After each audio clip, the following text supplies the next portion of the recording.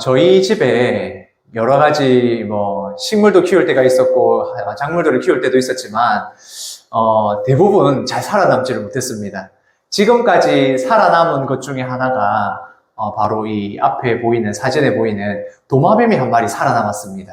이 도마뱀을 어떻게 키우게 되었냐 하면, 둘째 아이가, 우리 예린이가 너무 키우고 싶어 하니까, 한 마리를 사서 키우게 되었습니다. 그렇게 이 도마뱀을 키우고 있는데 이 귀엽게 생긴 도마뱀을 키우기 위해서 굉장히 어려운 일이 하나 있습니다. 이 먹이가 뭐냐면 오른쪽에 있는 바로 저 애벌레입니다. 이 도마뱀을 키우기 위해서 애벌레를 같이 키워야 되는 겁니다. 애벌레를 키워가지고 그것을 먹이로 줘서 먹이게 됩니다. 그런데 이게 징그러운 것들을 키우고 하는데 언제부턴가 제가 이 애벌레를 키우는 일과 도마뱀을 키우는 일을 제가 하고 있더라고요. 먹이도 제가 먹이고 있고, 그 다음에 애벌레도 제가 키우고 있고. 그래가지고 하루는 제 둘째 아이를 불러서 이야기를 했습니다. 예린아, 이거 분명히 네가 키우고 싶다고 해서 키우는 거 아니냐. 네가 키우고 싶다고 키우는 이 애벌레인데 네가 한 번도 관심도 가지지 않고 신경도 써주지 않는 거, 이거는 좀 문제가 있지 않니? 라고 제가 이야기를 했습니다. 그렇게 이야기를 하고 나서 이제 예린이가 조금 바뀌었습니다. 아빠, 망고 밥 줄 때 됐지 않았어요? 도마뱀 이름이 망고거든요. 망고 밥 줄 때 되지 않았어요? 라고 물어보는 겁니다. 그리고 시간이 또 지나서 또 자기가 스스로 애벌레를 주는 오늘 아침에도 먹이를 이렇게 주고 왔습니다. 이렇게 애벌레를 주고 먹이를 먹이고 하는 모습을 보면서 우리가 좋아한다, 사랑한다는 이 생각을 가지고 살아가기 위해서 그냥 단순히 감정만 가지고는 안 되는 걸 알 수 있습니다. 결국에는 먹이를 먹여야 하고 관리도 해줘야 되고, 사랑한다는 것은 결국엔 이 책임과 의무가 분명히 따른다는 것을 알게 됩니다. 하나님께서 이스라엘 백성들을 구원하셨을 때에 이스라엘 백성들은 하나님께서 주시는 이 구원을 맛보게 됩니다. 출애굽하는 그 당시의 상황을 생각해 보면 노예였던, 종이었던 이스라엘 백성들을 하나님이 구원하신 겁니다.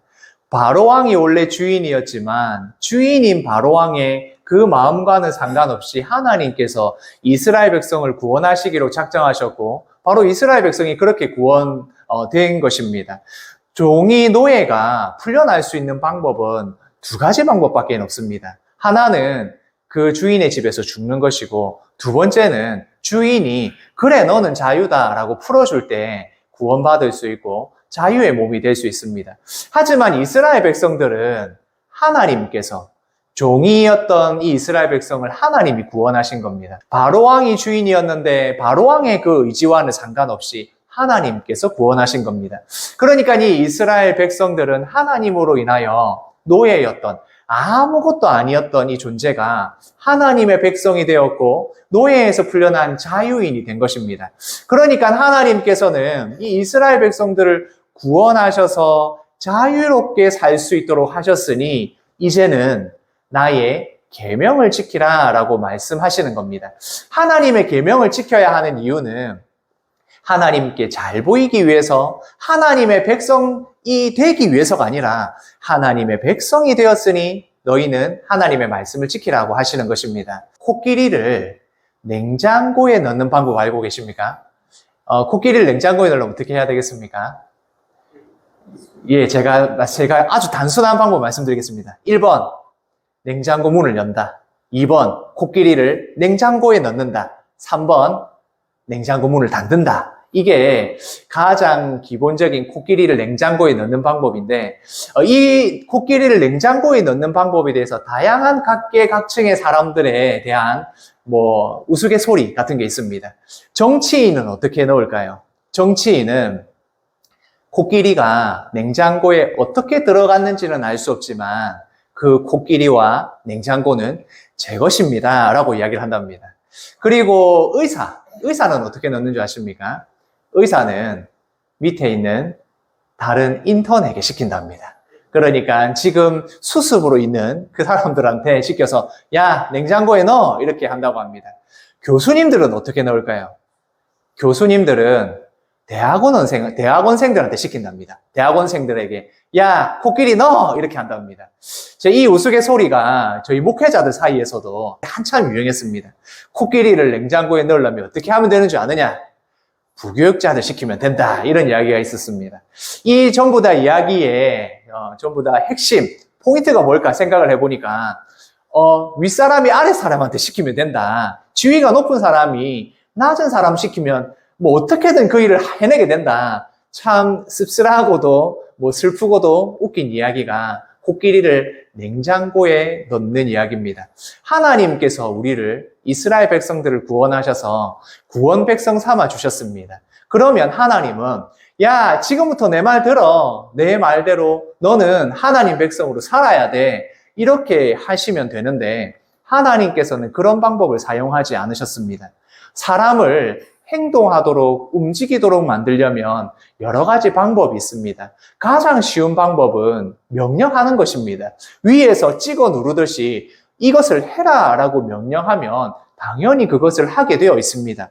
그런데 하나님께서는 이 계명을 주시면서 우리에게 야, 이거 꼭 지켜. 이거를 지키는 것이 너희가 해야 될 일이야. 그렇게 하시지 않고 하나님께서 사용하시는 방법은 이스라엘 백성들을 구원하시는 방법으로, 그리고 하나님이 이 이스라엘 백성들을 사랑하시는 방법으로 우리에게 보여주셨습니다. 하나님이 너희를 이렇게 사랑하였으니, 내가 너희를 이렇게 사랑했으니 너도 그 사랑에 합당한 행동을 해라 라고 말씀해 주시는 겁니다. 그러니까 이 십계명의 내용은, 그리고 하나님이 주신 말씀을 지킨다는 것은 하나님이 우리를 먼저 사랑하셨고 그 사랑하는 것을 너희가 표현하고 감당하고 책임과 의무를 다하기 위해서 이 일을 해라 라고 하시는 것입니다. 같이 한번 읽어보겠습니다. 십계명은 관계다. 십계명의 말씀은 그래서 지키고 지키지 않는다, 이것을 생각하기 이전에 먼저 생각해야 될 것은 바로 십계명은 관계에서 시작이 되는 것입니다. 하나님과 우리의 관계, 하나님과 이스라엘 백성 사이에서 하나님의 말씀을 잘 지켜 행할 때에 바로 하나님과의 관계 속에서 이 계명을 지켜나가는 것, 또한 우리가 하나님의 백성 되었으니까 이제 우리가 하나님과 이러한 관계가 되었으니까 하나님의 말씀을 지켜야겠다, 이렇게 생각이 되는 것입니다. 그러니까 이 십계명과 하나님의 말씀을 지키며 살아가는 신앙은 우리에게 무거운 짐이 아닙니다. 우리가 하나님의 사랑을 받은 자가 그 받은 자의 삶을 살아가는 것입니다. 물론 그렇다고 해서 하나님의 말씀을 지키는 것이 쉽다는 것이 아닙니다. 이것을 지키는 것, 그것이 사랑받은 자가 사랑을 표현하는 방법이 되는 것입니다. 그래서 하나님께서는 우리에게 이 십계명의 말씀 통해서 사랑해야 할 대상이 누구인가, 우리가 누구를 사랑해야 되는가라는 것을 바로 첫 번째 계명으로 우리에게 주신 것입니다. 그 첫 계명과 모든 계명들은 결국 신랑 되신 하나님과 신부된 이스라엘 백성, 신랑된 주님과 우리 신부된 교회가 결혼 생활을 시작을 하는데, 그 결혼 생활 가운데 우리가 해야 될 책임과 의무, 그 책임과 의무를 다할 때 사랑이 이루어지는 것입니다. 우리가 여기 이제 결혼하시고 같이 오랜 세월을 사신 분들도 많이 계신데, 결혼하고 생활하는 게 어떻습니까? 우리가 사랑한다는 감정만으로 결혼 생활이 잘 되던가요? 우리가 대부분 과학적으로 사랑한다는 감정이 1년 반, 길면 1년 반 정도밖에 가지 않는답니다. 그러면 이 감정으로 우리가 이 결혼 생활을 하는 것은 1년 반, 길어도 한 2년 정도 아니겠습니까? 그러면 이 결혼 생활에서 무엇이 중요할까? 지난번에 말씀드릴 때는 서로에 대한 신뢰가 중요하다라고 말씀드렸습니다. 그리고 또한 책임과 의무를 다하는 것이 중요합니다. 내가 가지고 있는 남편으로서의, 그리고 아내로서의 책임과 의무를 다하지 않으면 결혼 생활이 삐걱거릴 수밖에 없습니다. 그런데 이 책임과 의무를 다한다고 했을 때 억지로 하게 되면 나의 마음에는 전혀 내키지 않는데 인상을 막 쓰면서 세탁기에 빨래 돌리고 청소하고 이런 기타 등등 여러 가지 책임과 사랑에 대한 의무를 한다면 상대방은 반드시 알아차리게 되어 있습니다.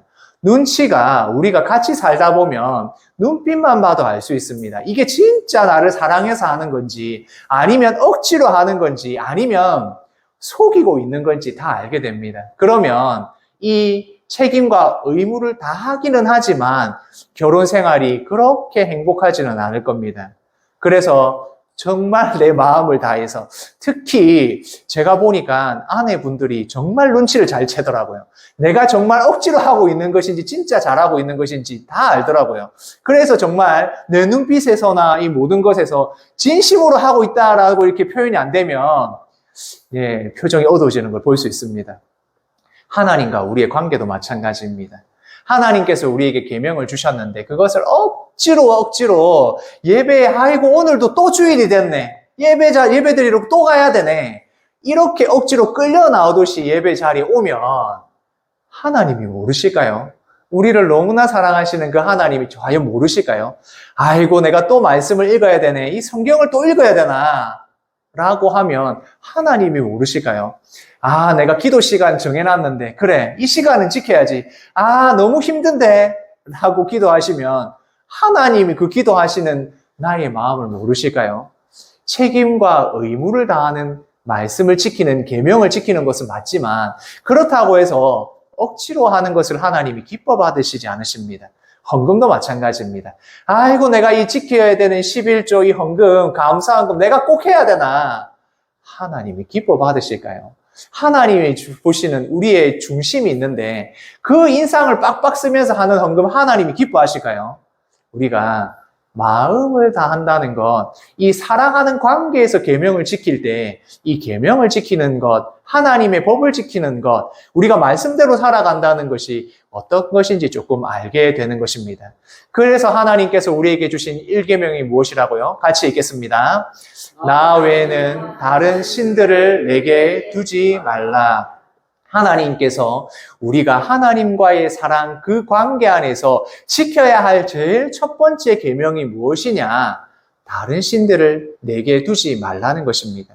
이 당시에 이스라엘 백성들은 애굽에서 노예 생활을 400년이 넘게 했고 그 당시에 어느 곳에나 어느 나라나 어느 지역에 가도 수많은 신들이 있었습니다. 지역에서 섬기는 신, 마을에서 섬기는 신, 이런 신 저런 신 해가지고 수많은 우상들이 있었습니다. 그런 문화권 안에서 하나님께서 하시는 말씀, 다른 신을 내게 두지 말라 하십니다. 이 말씀은 여러 다양한 그 우상들이 있는 문화에서 유일하신 하나님만을 사랑하라는 계명입니다. 결혼을 할 때에 남편과 아내가 내가 사랑하는 여러 여자, 내가 사랑하는 여러 남자가 있다면 그렇게 사랑하고 그렇게 한다면 과연 결혼 생활이 제대로 될 수가 있겠습니까?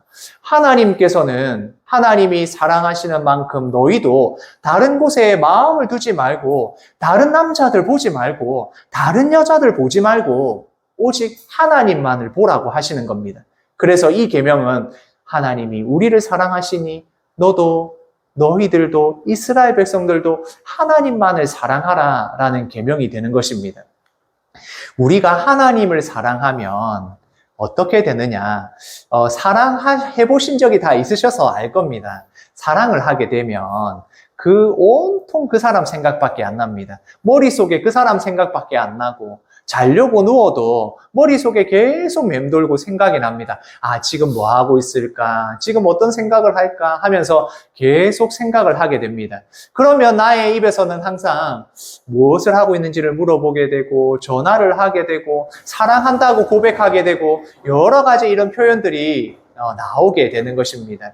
우리가 하나님을 사랑한다면 하나님의 계명을 지키고 살아간다면 어떻게 되느냐? 우리가 입에서 나오는 말, 행동이 다를 수밖에 없습니다. 성도님들 평소에 어떤 생각을 하고 계십니까? 내가 하나님 사랑합니다. 내가 주님을 사랑합니다 하고 고백은 하면서 주일에 예배 마치고 돌아가고 나서는 온갖 딴 생각을 하고 있고 온갖 다른 말을 하고 있으면 진짜 하나님을 사랑하고 있는가? 나는 주일에만 하나님을 사랑하는 사람인가? 한번 생각을 해보셔야 됩니다.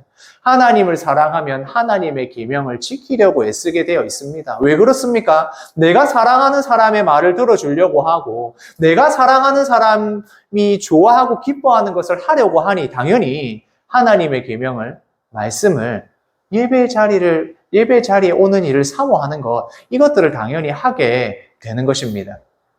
애굽에는, 이집트에는 온갖 우상들이 있었습니다. 위에 보시면 이것이 애굽에 있었던 신들의 형상을 그림으로 나타낸 것입니다. 수많은 우상들, 수많은 신들이 있었습니다. 그리고 하나님이 이스라엘 백성들에게 약속하신 가나안 땅에 들어가면 그 가나안 땅에 있는 족속들이 가지고 있는 우상들, 그들이 섬기는 신들이 있었습니다. 수많은 우상들을 섬기고 있는 그 시대에 오직 하나님만을 사랑하라, 오직 하나님만을 섬기라는 그 계명을 지키는 것, 이것은 쉽지 않습니다. 어떻게 해야 가능하겠습니까? 머릿속에 오직 하나님이 있어야 됩니다. 하나님의 계명이 내 마음 중심에 있어야 됩니다. 진짜 하나님을 사랑하고 하나님을 사랑하는 그 마음이 있어야만 가능한 것입니다. 오른쪽에 보면 새카맣게 하나 보이시는 신의 형상이 하나 있습니다. 이 형상이 무엇이냐 하면 바로 맘몬이라는 우상입니다. 이 맘몬은 어떤 신이냐면 재물의 신입니다. 그러니까 그 당시에도 성경에 나와 있는, 성경의 문화 안에 있는 그 과거 시대에도 재물의 신이 있었습니다. 재물의 신을 섬기는 그것이 현재는 없을까요? 지금 눈에 보이는 우상의 형상들은 많이 보이지 않지만 오히려 더 많은 우상들이 우리 주변에 있습니다. 그 중에서 대표적으로 하나를 뽑으라면 저는 바로 이 맘몬, 재물의 신에 대해서 이야기할 수 있을 것 같습니다. 하나님께서 우리에게 복 주실 때에 많은 것 중에 돈을 주실 수 있고 재물도 주실 수 있습니다. 그래서 하나님께서는 그걸 주셨을 때 잘 사용하라고 하십니다. 재물을 신으로 두라고 말씀하지 않으십니다. 그런데 어떤 사람들은 보면, 어떤 성도님들도 그렇고 보면 돈이 우리를 지배하는 것처럼 보입니다. 이게 무슨 말이냐 하면 잘 사용해야 할 대상인데, 잘 활용해야 되는 대상인데 이것을 신처럼 생각하는 사람들이 있습니다. 어떨 때는 하나님보다 더 위에 있나? 라는 생각이 들 때가 있습니다.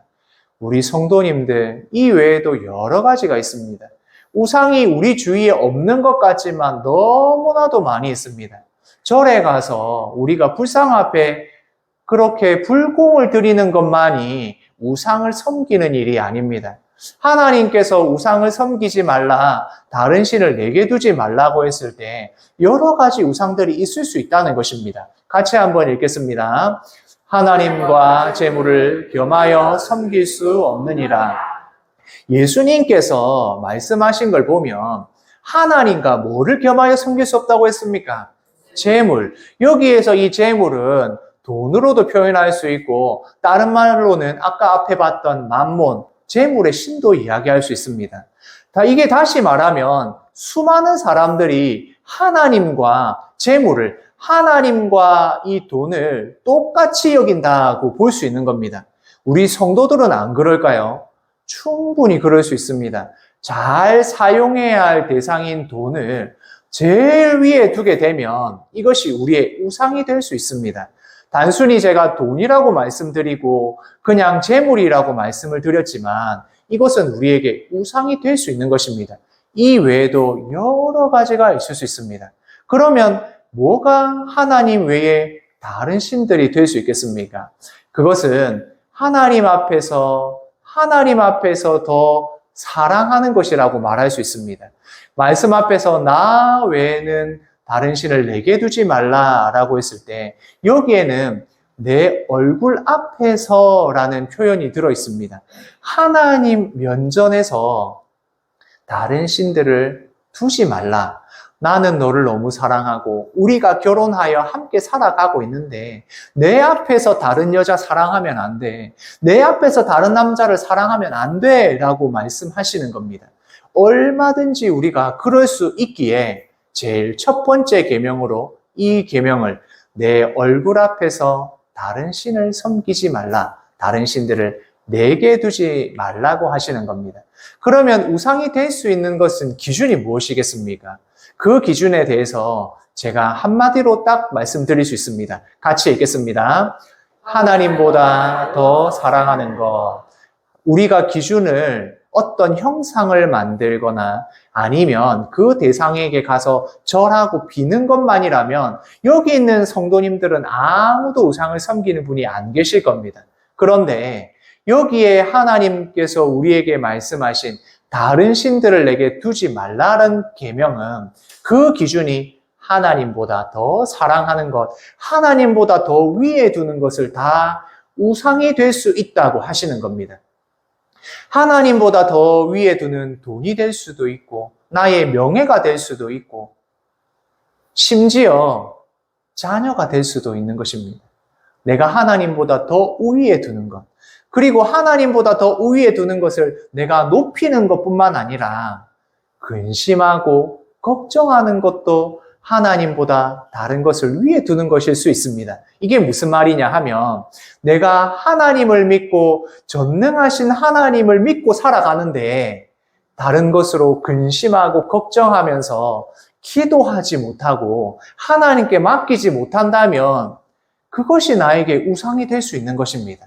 하나님보다 더 사랑하는 것, 하나님보다 내가 더 두려워하는 것, 내가 하나님을 믿고 있으면서 근심하고 걱정하고 다른 것에 마음을 쏟고 있다면 얼마든지 우상이 될 수 있다고 말씀하시는 겁니다. 나 외에는 다른 신들을 내게 두지 말라는 이 계명을 기억하셔야 합니다. 제가 이미지를 하나 가져왔는데 보시면 이게 어떤 이미지냐면 자기가 키우고 있는 애완동물과 그 주인이 닮아간다는 겁니다. 한번 보시면 어떻습니까? 좀 닮았습니까? 이것에 대해서 같이 키우고 서로 살아가고 하면 닮아간답니다. 제가 부부 사진 가져올라 하다가 이걸 가져왔습니다. 그래서 제가 옆에 적혀있는 글을 다시 한번 읽어보겠습니다. 사랑하면 닮는다. 사랑하면 닮게 되어 있습니다.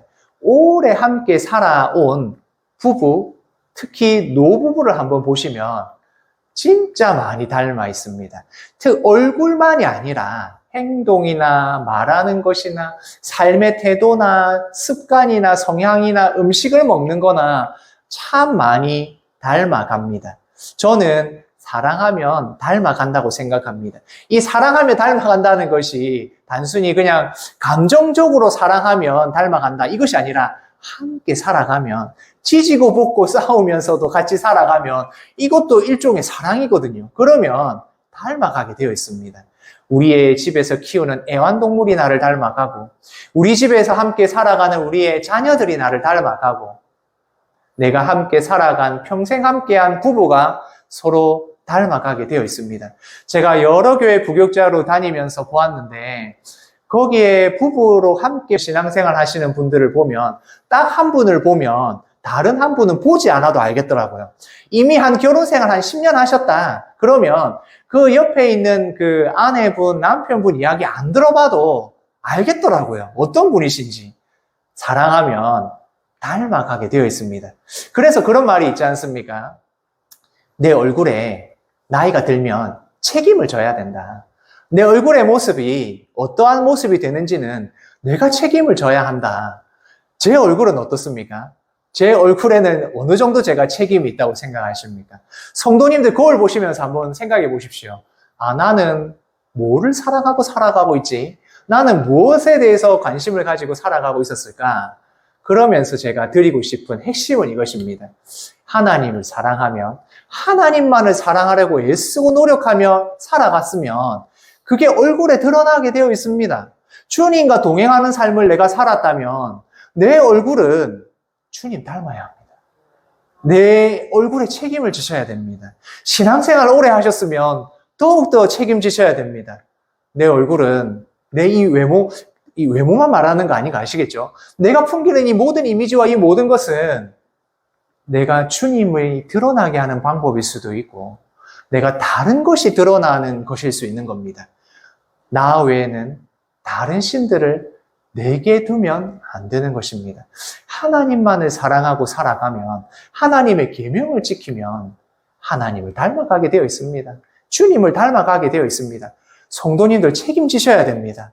내 얼굴에 책임을 져야 되고 내 말에 책임을 져야 되고 내 행동에 책임을 져야 됩니다. 신앙생활 오래 하셨을수록 내 입에서 나오는 말, 내가 하는 행동, 나의 이 외모를 책임지셔야 합니다. 주님이 드러나고 있는가? 내 모습에서 어떤 것이 드러나는가? 거울을 한번 보시고 예배 마치고 돌아가셔서 거울을 한번 보시고 한번 생각을 해보셨으면 좋겠습니다. 오늘 말씀에서 여호와 하나님만을 섬기는 것, 다른 신들을 내게 두지 말라는 그 계명과 저는 5계명을 연결해서 한번 말씀을 드리려고 합니다. 5계명이 무엇입니까? 함께 읽겠습니다. 내 부모를 공경하라. 어버이 주일에 많이 들었던 말씀, 부모를 공경하라는 이 말씀은 사람을 사랑하는 그 관계, 그것에 대해서 하나님이 주신 계명입니다. 그런데 여기서 공경이라는 이 표현이 성경 다른 어느 곳에서 나오지 않고 오직 부모에게만 사용된 표현입니다. 그리고 이 사람에게 사용된 적도 한 번도 없습니다. 그리고 이 공경하라는 그 표현은 하나님과 관계가 있습니다.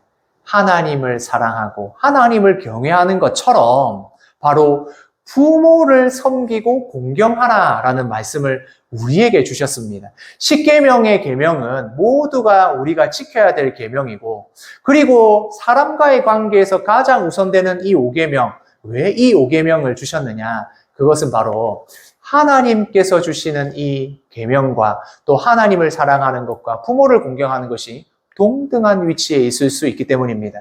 하나님을 사랑하게 되면 서로를 사랑하게 되어 있습니다. 가장 기본적인 단위인 가정에서부터 하나님의 사랑이 드러나야 한다는 계명이기도 합니다.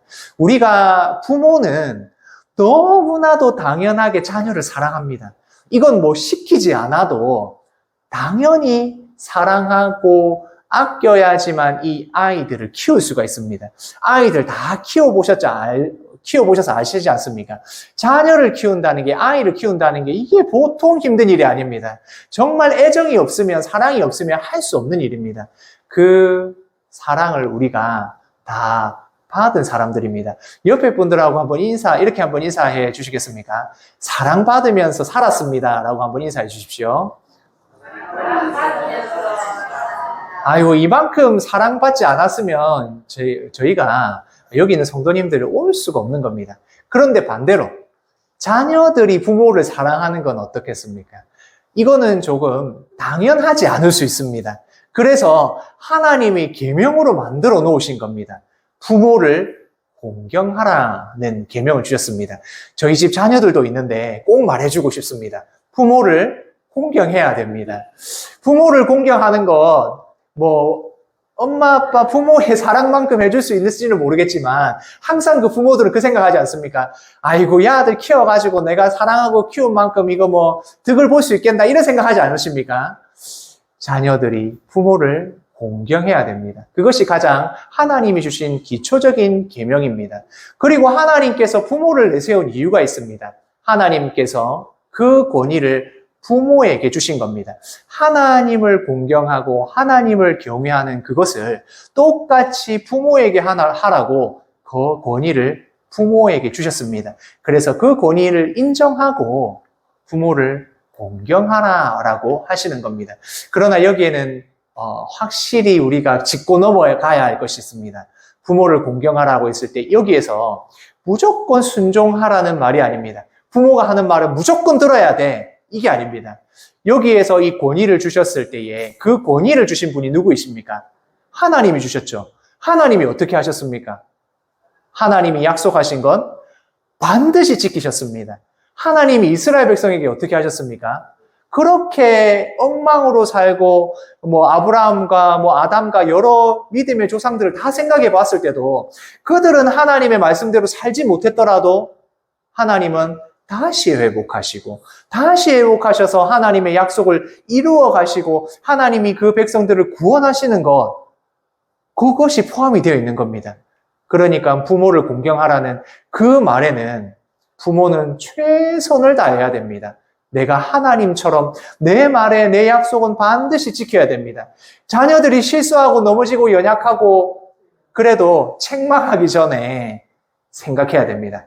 그래, 괜찮다. 다시 돌아온나. 물론 책망이 필요하지만 그 책망은 너는 안 돼. 다시는 돌아올 수 없어. 너는 이제 내 자녀가 아니야. 이런 것이 아니라 그래도 회복하자. 그래도 돌아오자. 그래도 내가 너를 위해 애쓴다. 라고 하는 부모의 책임과 의무가 있을 때 내 부모를 공경하라는 계명이 완성이 되는 것입니다. 그러니까 이것은 함께 가는 것입니다. 부모도 책임과 의무를 다하고 그리고 자녀들도 책임과 의무를 다해야 됩니다. 어버이날, 어버이주일에 부모 말에 너희가 순종해야 돼 라고 억누르는 것이 아니라 그 무거운 책임과 의무를 내가 다할 때, 부모가 다할 때 이 계명이 이루어져 가는 것입니다. 그리고 부모라고는 하지만 이 부모는 넓은 의미로 주신 계명이기도 합니다. 단순히 우리의 혈연 관계에 있는 아버지, 어머니가 아니라 모든 윗사람들, 나보다 나이 많은 어른도 포함이 됩니다. 그리고 직장에 가면 직급이 높은 상사들도 부모에 포함이 됩니다. 그리고 지도자도 마찬가지고 교회의 직분자들도 그렇고 목사도 그렇습니다. 가르치는 자인 교사도 그렇고 모든 내가 가르침을 받고 나보다 직급이나 모든 것이 위에 있는 분들을 향하여 하나님이 우리에게 주신 말씀이 무엇입니까? 공경하라. 그 권위를 인정하라. 그럴 때에 하나님의 사랑이 완성된다. 그것을 통해서 하나님의 사랑이 무엇인지를 권위를 가진 자도 알게 되고 그리고 그 권위에 인정을 한 자녀와 밑에 있는 사람들도 깨닫게 되는 것입니다. 그래서 십계명의 말씀은 모두 이렇게 연결이 되어 있는 것입니다. 같이 한번 읽겠습니다. 책임과 의무를 다해야 공경받을 수 있다. 내가 부모라서, 내가 위에 있는 사람이라고, 내가 직장의 상사니까 당연히 내가 받아야 돼가 아니라 내가 그 책임과 의무를 다할 때, 내가 한 말을 지킬 때에, 내가 친절하게 대하고 헌신하고 섬겼을 때에 공경받을 수 있는 것입니다. 그리고 또한 자녀들은, 밑에 있는 사람들은, 아래 사람들도 내가 부모를, 내가 위에 사람들을 공경할 때에 하나님의 계명이 지켜져 나가는 것입니다. 우리가 왜 부모를, 윗사람을 공경해야겠습니까? 같이 읽겠습니다. 내 하나님 여호와가 내게 준 땅에서 내 생명이 길리라. 다른 10계명에 사람과의 관계에서 계명엔 아무런 약속이 없지만 이 5계명에는 하나님이 주신 그 약속이 있습니다. 하나님을 사랑하는 것, 사람을 사랑하는 그 계명이 얼마나 중요한 것이고 부모를 공경하는 것이 얼마나 중요한 것인지를 보여주는 것입니다. 복을 받는 자의 삶은 바로 이 하나님이 주시는 질서를 지켜나가는 것입니다.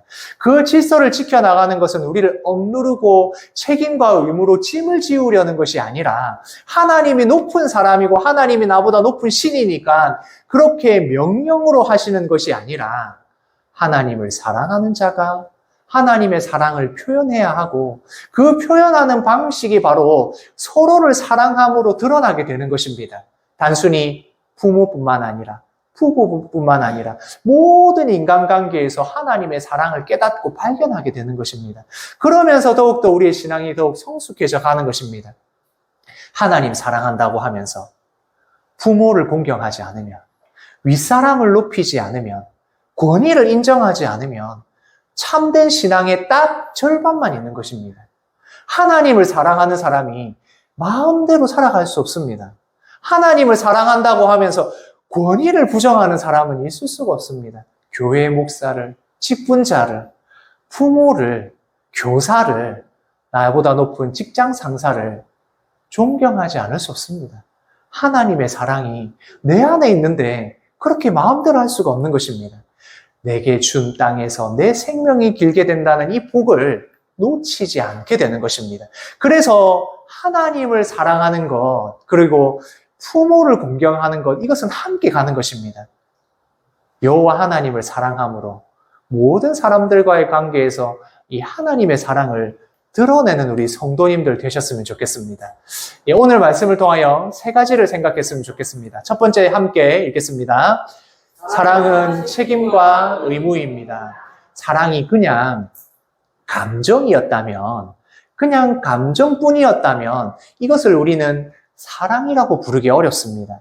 지금 세대의 많은 사람들이 문화 안에서 사랑을 감정이라고 생각합니다. 그러나 사랑은 감정이 아닙니다. 물론 그 감정이 필요하지만 그 안에 가장 중요한 이 두 가지가 빠지면 그냥 사랑은 반쪽일 뿐입니다. 사랑에는 책임과 의무가 따라야 합니다. 열심히 애쓰고 노력하고 헌신하는 것이 있어야 사랑이라고 부를 수 있는 겁니다. 우리 영대교회 성도님들, 이 사랑의 책임과 의무를 지금까지 다 잘하고 다 하고 계셨겠지만 더 책임과 의무를 서로에게 잘 하셨으면 좋겠습니다. 두 번째입니다. 함께 읽겠습니다. 하나님만 사랑합시다. 하나님 외에 사랑할 만한 대상들이 너무나도 많이 있습니다. 그러한 대상들을 지금 우리가 예배 마치고 딱 이 문을 열고 나가지 않습니까? 줄을 서서 기다리고 있습니다. 이게 더 중요하다. 이걸 더 사랑해야 된다. 이게 더 가치가 있다. 이게 더 먼저 해야 된다. 우리가 신앙생활 하면서 얼마든지 발견하게 됩니다. 월요일에 직장에만 가도 아마 그런 것이 한 트럭은 될 겁니다.